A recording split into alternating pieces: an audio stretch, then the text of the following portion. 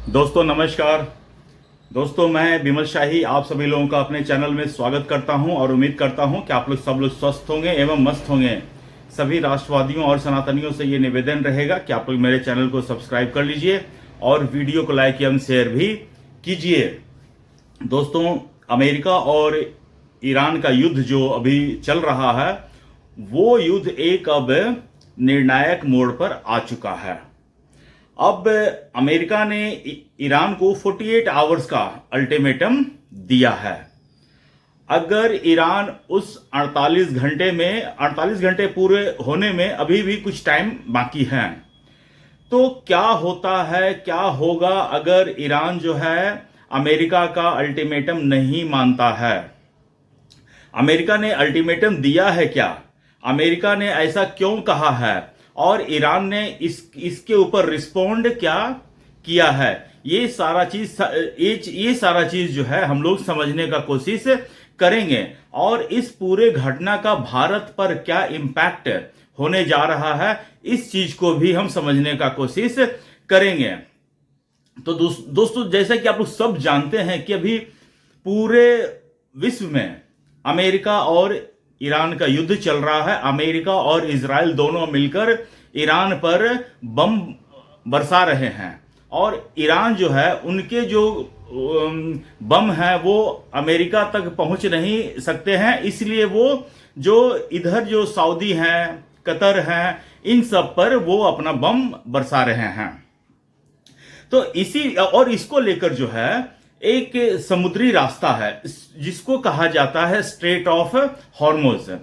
उस straight of Hormuz से दुनिया का जहाज जो तेल और गैस लेकर निकलता है उसी रास्ते से जाते हैं। दुनिया का 20% जहाज जो है, तेल जो है, उसी रास्ते से होकर गुजरता है। तो ईरान ने जो है युद्ध की आशंकाओं को देखते हुए, युद्ध की स्थिति को देखते हुए स्ट्रेट ऑफ हॉर्मुज को बंद कर रखा है। हालांकि ऐसा नहीं है कि कोई जहाज वहां से निकल नहीं पा रहा है, वहां से जहाज निकल रहे हैं, लेकिन ईरान का कहना है कि स्ट्रेट ऑफ हॉर्मुज जो है वो सिर्फ मित्र देशों के लिए खुलेंगे, शत्रु देशों के लिए नहीं खुलेंगे। रशिया के लिए ओपन है, चाइना के लिए ओपन है, भारत का कुछ जहाज जो है स्ट्रेट ऑफ हॉर्मुज से होकर आ रहे हैं, पूरे जहाज नहीं आ रहे हैं। तो स्ट्रेट ऑफ हॉर्मुज पर अभी जहाजों का लंबा अंबार लगा हुआ है। तो आइए समझने का कोशिश करते हैं कि मामला क्या है और इसके क्या क्या इंपैक्ट हो सकते हैं। तो मामला क्या है दोस्तों, अमेरिका के राष्ट्रपति डोनाल्ड ट्रंप महोदय ने ईरान को 48 घंटे का अल्टीमेटम दिया है कि अगर स्ट्रेट ऑफ हॉर्मुज को पूरी तरह नहीं खोलता है तो अमेरिका जो है ईरान के पावर प्लांट्स पर हमला करेगा। इधर ईरान ने भी अमेरिका के आगे झुकने का कोशिश नहीं किया, झुकने का कोई बात माना ही नहीं। ईरान ने भी अमेरिका को पलटवार करते हुए जवाब दिया है कि अगर अमेरिका ने हमला किया तो ईरान जो है गल्फ देशों के तेल, पानी और आईटी इंफ्रास्ट्रक्चर पर अटैक करेगा। तो अगर दोस्तों कल सुबह 5 बजे तक वो 48 घंटे का अल्टीमेटम पूरा हो जाता है, अगर अल्टीमेटम नहीं मानता है तो देखिए क्या हो सकता है। ये 48 कल सुबह 5 बजने के बाद, जब सुबह हम लोग आंख खोलकर उठेंगे तब तक 5 बज चुके होंगे। उसके बाद अमेरिका ईरान पर क्या एक्शन लेता है ये देखने वाली बात रहेगी, कल तक का हमें इंतजार करना होगा। अच्छा, स्ट्रेट ऑफ हॉर्मुज इतना इंपॉर्टेंट क्यों है? मैंने जैसे कि पहले बताया, स्ट्रेट ऑफ हॉर्मुज जो है दुनिया का सबसे महत्वपूर्ण तेल मार्ग है। दुनिया की लगभग 20% तेल इसी रास्ते से जाता है। अगर यह बंद हो जाता है तो पूरी दुनिया में तेल की सप्लाई पर असर पड़ेगा, तेल और गैस महंगा हो सकता है, पेट्रोल, डीजल, गैस, महंगाई सब कुछ पर इंपैक्ट डाल सकता है और चीजों का दाम बढ़ सकता है, पूरे विश्व में हाहाकार मच सकता है। इसीलिए अमेरिकी राष्ट्रपति चाह रहे हैं कि आपस में युद्ध करें, लेकिन आम लोगों को और पूरे वर्ल्ड को किसी भी तरह के पैनिक या इस तरह का हाहाकार वाली सिचुएशन में डालना सही नहीं है।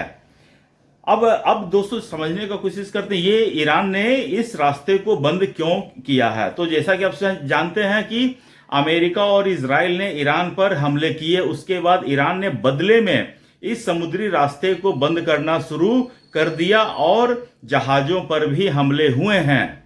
तो ये एक रीजन है। अब 48 घंटे वाला अल्टीमेटम क्यों? अमेरिका चाहता है कि तेल की सप्लाई चालू हो, जहाजें जो हैं उस स्ट्रेट ऑफ हॉर्मुज से सुरक्षित जाएं और दुनिया की अर्थव्यवस्था प्रभावित न हो। इसीलिए अमेरिका ने 48 आवर्स का वार्निंग दिया है और कहा है कि 48 घंटे में खोलो, नहीं तो हम हमले करेंगे। अब आगे दोस्तों क्या हो सकता है? आगे तीन इसके रास्ते मुझे दिख रहे हैं। पहला रास्ता क्या है कि ईरान रास्ता खोल दे, ईरान जो है शराफत दिखाए और बोले कि चलो हमारा आपस में युद्ध चल रहा है, हम युद्ध करेंगे, लेकिन इस स्ट्रेट ऑफ हॉर्मुज को हम रोकेंगे नहीं, ब्लॉक नहीं करेंगे। और इससे जो है जैसे पहले जहाजें आया जाया करती थी इसी तरह अभी भी जाएगी। किसी भी कंट्री पर किसी भी तरह का कोई पाबंदी नहीं लगाया जा सकता है। और हो सकता है कि अमेरिका इसके बाद जो है अटैक का न सोचे और समझौते की तरफ बात बढ़ सकती है और इससे युद्ध टल सकता है। दूसरा जो संभावना दिख रहा है कि ईरान अगर नहीं मानता है तो क्या होता है?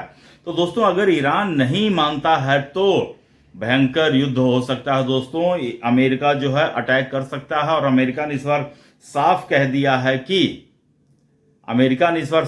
दिया है कि अगर तुम नहीं माने स्ट्रेट ऑफ हॉर्मुज को नहीं खोले तो हम तुम्हारे सारे पावर प्लांट पर अटैक करेंगे। और अगर अमेरिका ने ईरान पर अटैक किया, पावर प्लांट्स पर अटैक किया, तो ईरान भी चुप बैठने को तैयार नहीं है। ईरान अमेरिका को मुंहतोड़ जवाब दे रहा है। तो और ईरान ने इसके बदले में कहा है कि अगर अमेरिका ने 48 घंटे का अल्टीमेटम खत्म होने के बाद अगर अमेरिका ने हमारे पावर प्लांट्स पर अटैक किए तो वो मिडिल ईस्ट के देशों में तेल, पानी, आईटी इंफ्रास्ट्रक्चर सब पर अटैक करना शुरू कर देगा और ये पूरा वर्ल्ड जो है वो वर्ल्ड वार की तरफ बढ़ सकता है। तो अभी जो है समूचा वर्ल्ड जो है ईरान को ये कन्विंस करने में लगा हुआ है कि आप स्ट्रेट ऑफ हॉर्मुज को खोल दें। और अमेरिका के राष्ट्रपति ने भी एक्स पर एक पोस्ट लिखा है कि सख्ती से ही जो है समाधान निकल सकता है। मतलब कि ये तो वही हो गई ना जो रामायण में प्रभु श्री राम ने कहा था, भय बिन होय न प्रीत। वैसे ही कुछ बातें डोनाल्ड ट्रंप भी अभी कह रहे हैं। तो डोनाल्ड ट्रंप कितना कहते हैं और कितना करते हैं इसका तो पता नहीं। कहते कुछ और हैं, करते कुछ और हैं। और क्या करेंगे कल को होकर, मतलब कि किस तरह का एक्शन ले, कुछ समझ में नहीं आ रहा है। लेकिन जो पॉसिबिलिटीज बन रही थी उसके ऊपर हमने बात अभी की है और एक्सप्लेन करने का कोशिश किया है। अब दोस्तों देखिए भारत पर इसका क्या क्या असर हो सकता है। भारत पर इसका सीधा असर पड़ सकता है क्योंकि भारत का भी बहुत सारा तेल जो है स्ट्रेट ऑफ हॉर्मुज से ही आता है। और कोई दिन एक जहाज आता है, फिर 2 दिन बाद एक जहाज आता है, इस तरह करके आ रहा है। रेगुलर जो जहाज आते थे अभी मतलब कि नहीं आ पा रहे हैं। तो इससे भारत पर क्या इम्पैक्ट पड़ेगा? पेट्रोल और डीजल महंगा हो सकता है, ऑलरेडी हो चुका है। जो प्रीमियम पेट्रोल्स होते हैं उसकी जो प्राइस है 2 रुपया ऑलरेडी बढ़ चुकी है। जो नॉर्मल पेट्रोल है उसकी प्राइस अभी बढ़ी नहीं है। एलपीजी महंगा हो सकता है, ऑलरेडी एलपीजी की भारत में किल्लतें होना शुरू हो चुका है और लोग पैनिक करके अपने पास स्टॉक रखना चाह रहे हैं। जिनके घर में ऑलरेडी एक सिलेंडर है वो चाह रहे हैं कि मेरे पास 2 सिलेंडर भरा रहे। और क्योंकि लोग नहीं जान रहे हैं कि ये लड़ाई जो है कितने दिन तक चलेगा। और तो लोग पैनिक करके जहां पर डेली एवरेज जो डिमांड था 25 लाख सिलेंडर का था, अभी जब से युद्ध स्टार्ट हुआ है, थोड़ा सा शॉर्टेज होना शुरू हुआ है, तब से 80 लाख, 85 लाख, 88 लाख तक का डिमांड जा रहा है। तो इतने डिमांड को सप्लाई करने के लिए जो है थोड़ी सी दिक्कत आ रही है, ऐसा नहीं है। लेकिन फिर भी लोग जो है डर के मारे या फिर पैनिक में आकर सिलेंडर के लिए रोड पर खड़े हैं, गैस एजेंसी के सामने लाइन पर लगे हैं। और कुछ लोग इसमें भी आपदा में अवसर देख रहे हैं। लोगों के पास अगर सिलेंडर हैं तो वो उस सिलेंडर को ब्लैक में बेच रहे हैं।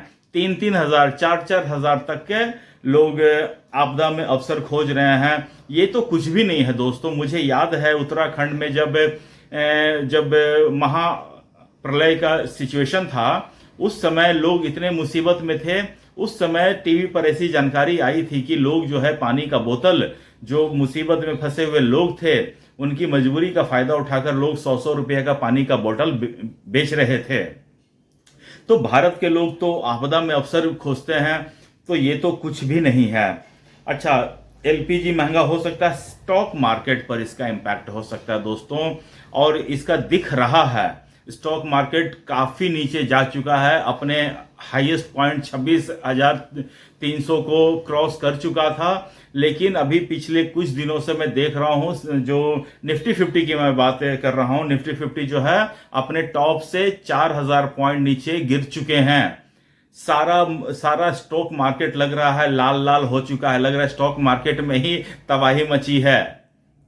तो ये हो सकता है। और जब पेट्रोल डीजल महंगा होगा तो ऑब्वियस सी बात है कि महंगाई बढ़ेगी, और महंगाई बढ़ेगी तो लोगों में हाहाकार मचेगा, लोग परेशान होंगे।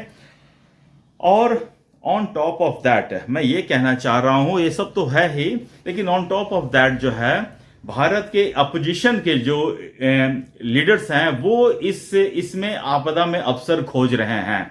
लीडर ऑफ ऑपोजिशन का काम सिर्फ अपनी सत्ता को पाने का ही नहीं होना चाहिए। लीडर ऑफ ऑपोजिशन को, जो भी विपक्ष में हो, उनको ये इस समय जो है वो जान रहे हैं कि वर्ल्ड में क्या सिचुएशन है, और इस सिचुएशन पर अगर चीजें महंगा हो रही है तो लोगों को समझाने की बजाय लीडर ऑफ ऑपोजिशन हो चाहे किसी भी पार्टी के हैं, वो लोगों को प्रवोक कर रहे हैं कि लोग इस सरकार के खिलाफ विद्रोह कर दें। पर डे मैं देख रहा हूं लोगों को भड़काया जा रहा है, लोगों को प्रवोक किया जा रहा है कि देखिए पेट्रोल महंगा हो गया, एलपीजी के सिलेंडर ये हो गए हैं, रुपया ये गिर रहा है, ये गिर रहा, वो गिर रहा। पूरी दुनिया में हाहाकारी मच रखी है। ऐसा नहीं है, क्योंकि कांग्रेस तो इस तरह बिहेव कर रही जैसे उसने पूरे भारत में तेल और गैस का खदान खोल कर रख रखा था, और अभी भारत को वहां बाहर से इंपोर्ट करना पड़ रहा है। ये बिल्कुल कांग्रेस की दोगली मानसिकता और फ्रस्ट्रेशन दिखा रहा है कि how they are frustrated to get into the power, ऐसा लग रहा है कांग्रेस। तो कांग्रेसियों थोड़ी सी शर्म कर लो, इस आपदा में अवसर खोजने की जो गिद्ध वाली मानसिकता है उससे बाहर निकलो। और देश में जो सिचुएशन चल रहा है, इतना खराब सिचुएशन नहीं है जितना तुम बताने की कोशिश कर रहे हो। तो दोस्तों आप मुझे बताइए कि आपको मेरा ये वीडियो कैसा लगा। अगर आप लोग चाहते हैं कि इस तरह के कंटेंट में और बनाओ तो आप लोग कमेंट करके बताइए। तब तक आप लोग अपना ख्याल रखिए, स्वस्थ रहिए, मस्त रहिए। नमस्ते, बाय।